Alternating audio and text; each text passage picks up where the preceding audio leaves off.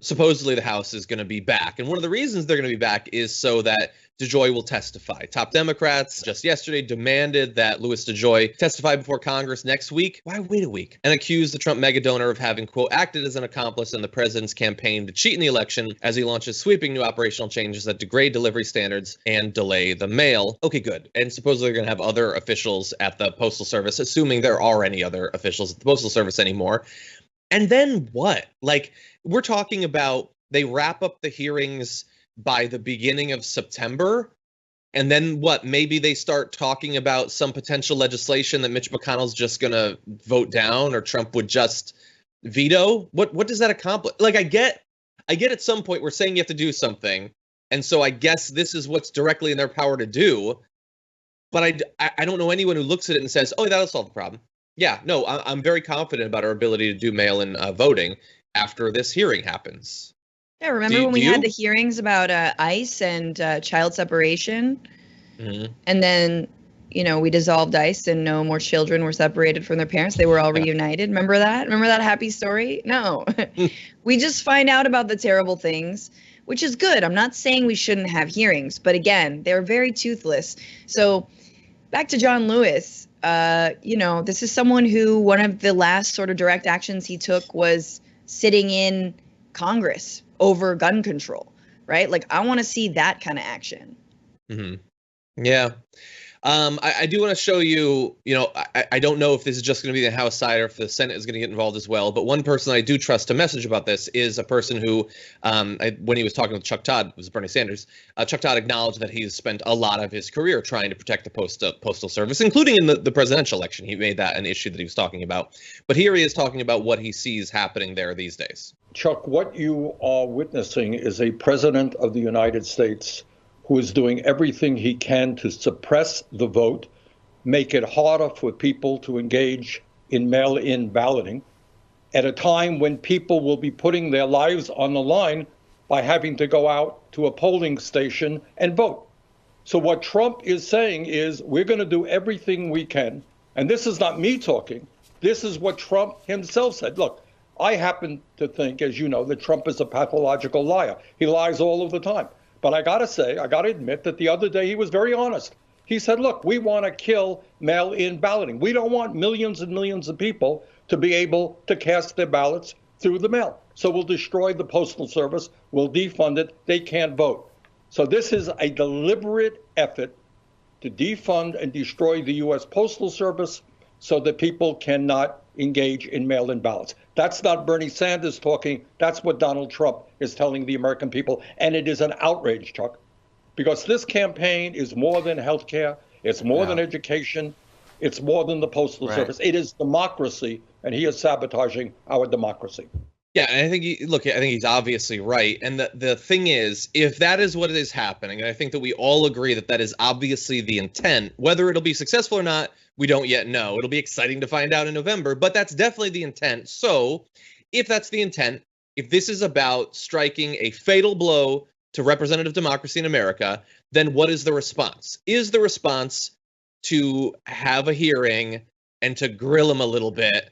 And, I'm assuming Lindsey Graham will bring in Diamond and Silk to talk. Like, that's probably what will end up happening. Is that how you save American democracy from this lethal threat? Is that all that you do? What's really frustrating is that we're seeing some of the same organizations that I think Democrats and elected officials, mostly Democrats, rely on time and time again to get out the vote, to tell us what to do, right? Like, okay, you can still get your early voting mail-in ballot, get it early, get it now. You can hand deliver it to your polling station instead of waiting in line. There's all this, a lot of information out there about your particular state and how to apply for a mail-in ballot, where your polling station is, et cetera. But we're not seeing that from Nancy Pelosi. You know what I mean? And I get that looks kind of sad that the last thing you have is like, hey, we'll just, find out, get your mail-in ballot early, da-da-da-da. But not really. I mean, you can also volunteer to be a poll worker. Democrats should absolutely be saying, I can register you as a poll worker, okay? And you should, if you've got protective gear, if you've got PPE, if you have, all kinds of face shields and gloves, and maybe I mean, we know it hits everyone in no matter what kind of health they're in, but hey, if you're willing to do that work, that's amazing work. Go work your local polling station. Yeah, I agree. Yeah, got to get more directly involved. And I know that I'll try to very quickly find the details on it. There are, I think it's Move On that's doing a number of actions focused around the post office right now. So definitely that involved. Follow Jordan Ewell on Twitter and you get all that information. But I really do think, and this is what I said with Brett last Friday, like if we don't have a massive coordinated thing, even that might not do it, because certainly the government has been as resistant as they possibly can to the protests around the country. But we need something massive and undeniable to make sure that we have an actual election that we can trust. Because the thing is, it's not like if there are issues with the election, then it could still go either way. All Trump is hoping for is enough uncertainty, the ability to present that there's some sort of problem, and that only has one outcome.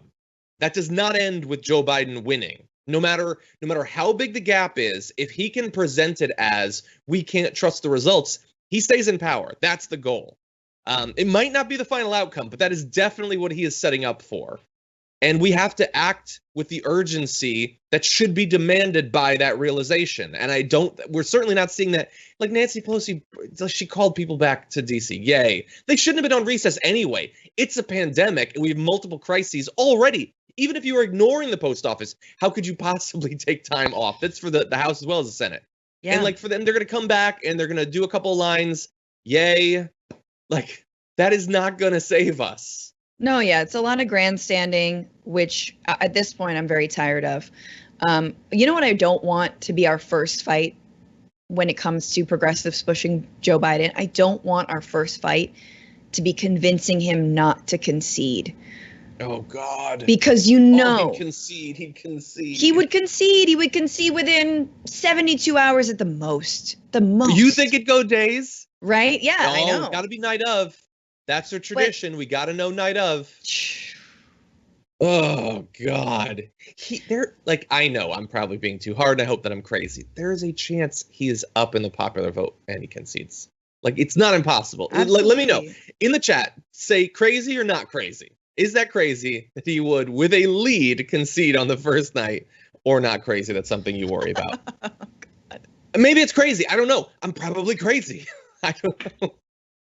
I mean, this is the thing is like, have we learned nothing from, 2000, right? And the election that the Supreme Court swayed when the brother of a presidential candidate was governor of that state in which the Supreme Court swayed it. Like, Republicans have been cheating for years now, okay? They're good at cheating. And Democrats are still trying to play this game of respectability politics. Once again, tweeting out condolences for Trump's brother, who definitely probably died of COVID. Like, all of this is like, for what? What are we trying to preserve anymore? Is there a democracy left? And if we're going to actually save what is left, you're going to need to stop practicing that respectability politics. You're going to need to start fighting and calling things for what it is and doing something about it. Circumvent Congress, talk to the governors, right? Like, make a governor's pact. I don't know. Yeah. By the way, the results are coming in. It seems pretty split, crazy, not crazy, maybe a little bit towards not crazy. But yeah, and this reflects where I think we should be as a nation. We don't know. We don't know what's going to happen, but we got a lot of anxiety. You would think that our well of anxiety would be tapped out at this point, but no, there's more coming.